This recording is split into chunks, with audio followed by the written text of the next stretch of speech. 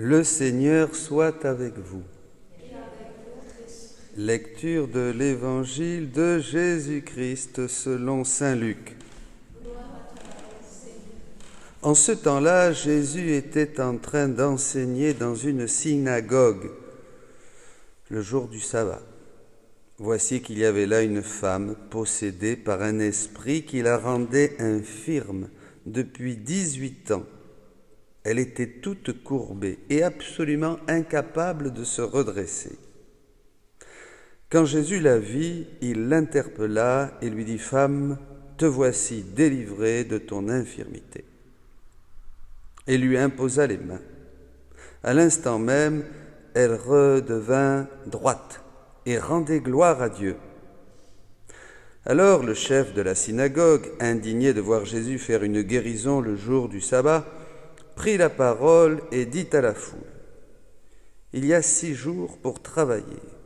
Venez donc vous faire guérir ces jours-là, et non pas le jour du sabbat. » Le Seigneur lui répliqua : « Hypocrite, chacun de vous le jour du sabbat ne détache-t-il pas de la mangeoire son bœuf ou son âne pour le mener à boire ? » Alors cette femme, une fille d'Abraham, que Satan avait liée, voici 18 ans, ne fallait-il pas la délivrer de ce lien le jour du sabbat ? À ces paroles de Jésus, tous ses adversaires furent remplis de honte. Et toute la foule était dans la joie à cause de toutes les actions éclatantes qu'il faisait.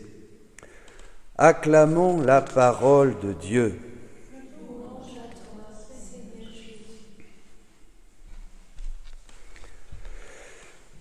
Quelques petites choses à partager. Je ne pensais pas même enregistrer, mais je ne sais pas si je le mettrai en ligne. Mais quand même, quand j'ai lu les paroles, on ne peut pas dire ce qui habite mon cœur. Eh oui, nous sommes appelés à imiter Dieu, comme dit saint Paul. Pas si nous nous rendons compte de ce que ça veut dire. Imiter Dieu. Est-ce que j'imite Dieu, moi ? Mon Dieu. Imiter Dieu. Imiter quelqu'un, vous voyez ce que ça veut dire ?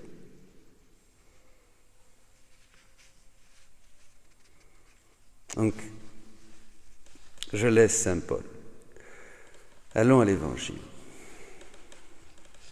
Cette femme courbée, depuis 18 ans,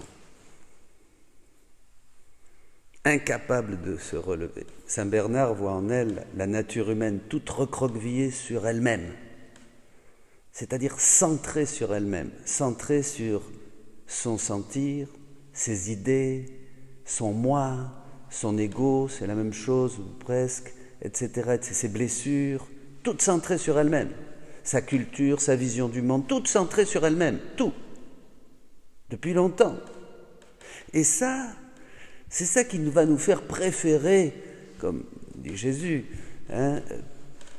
post-position, préférer, c'est-à-dire mettre après Jésus. D'abord, je vais mettre mon époux, ma femme, mon mari, mes enfants, mes situations, et puis voilà, Jésus après, comme Barabbas ou Jésus, Barabbas.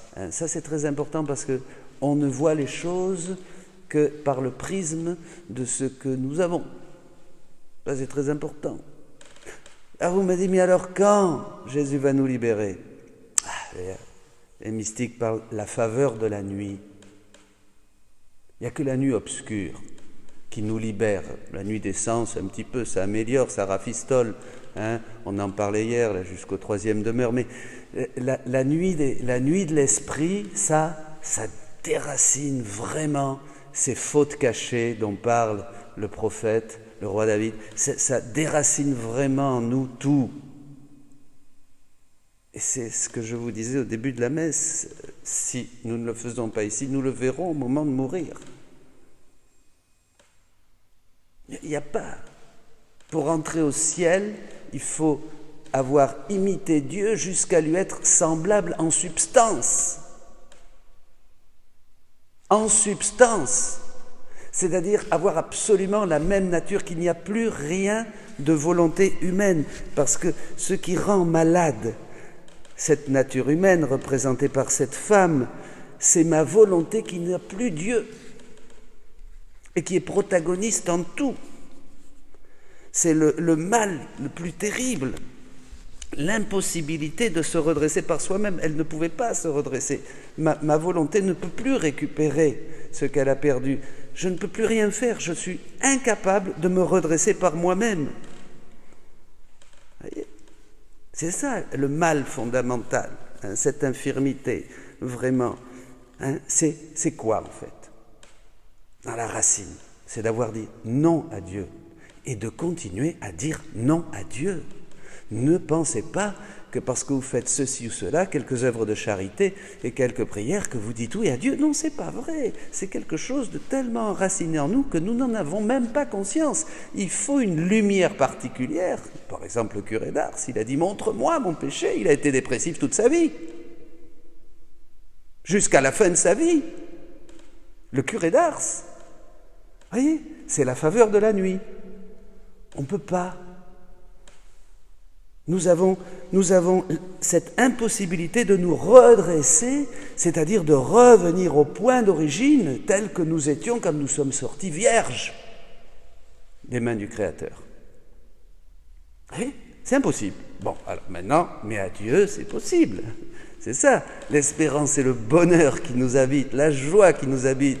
Bien sûr, c'est de savoir tenir ses deux bouts. Hein. Bien sûr, comme disait déjà Silouane du Mont-Athos, hein, garde ton âme en enfer et ne désespère jamais.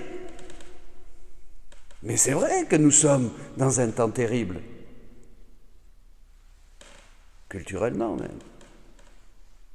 Dans l'Église, qui est dans un état de souffrance inimaginable, mais ça fait partie de l'histoire d'aujourd'hui. Alors, qu'est-ce qui va se passer ? Jésus va mettre évidemment le doigt encore sur ceux qui se croient justes, là. Hypocrite. Satan a lié cette femme. C'est-à-dire qu'après, maintenant que vous êtes sans Dieu, évidemment que dans l'Évangile, il y a plein de gens possédés. Ils n'ont pas la grâce encore. Alors, il y a des possessions pagailles. Mais ils n'ont pas la grâce que nous avons par le baptême.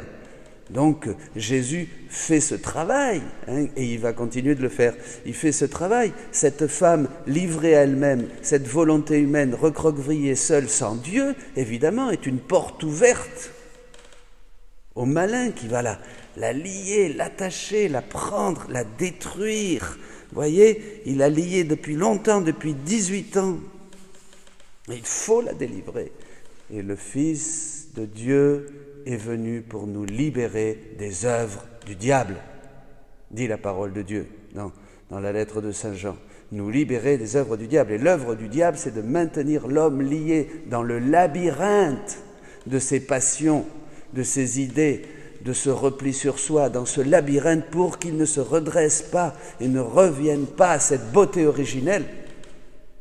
Donc la rédemption va être vraiment le moyen absolument nécessaire. Mais ça va nous demander de nous laisser pénétrer, envahir par la grâce, jusqu'à devenir débordant d'amour et de lumière, et d'éradiquer de nous toute forme d'hypocrisie. Et ça, on ne peut pas le faire sans Dieu, à la faveur de la nuit, à la faveur d'un surplus de lumière du Saint-Esprit. Donc ne nous leurrons pas.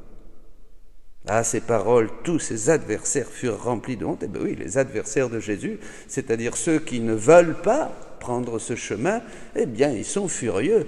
Et ça va bon contre Jésus. Et ils vont décider de le mettre à mort. Mais la foule, les autres, les petits, les pauvres, qui sentent, vous voyez, il y a une connivence avec le mal, mais il y a une connivence avec la vérité, qui sentent la vérité. Il faut la sentir. C'est des choses qui sont difficiles à expliquer. Peut-être que ce que je dis va susciter beaucoup de remous. Peu importe. Hein, il faut avoir cette connivence avec la vérité. On sent les choses. On ne comprend pas. Il faut avancer, il faut connaître, il faut s'ouvrir, il faut continuer à recevoir la lumière. Mais là, Jésus nous donne un grand mot d'ordre. Je suis venu pour te redresser, je suis venu pour te mettre debout. Comme disait saint Irénée, l'homme debout qui glorifie Dieu. Eh bien, réjouissons-nous de cet appel, de cette vocation, et dès maintenant, disons oui à Dieu.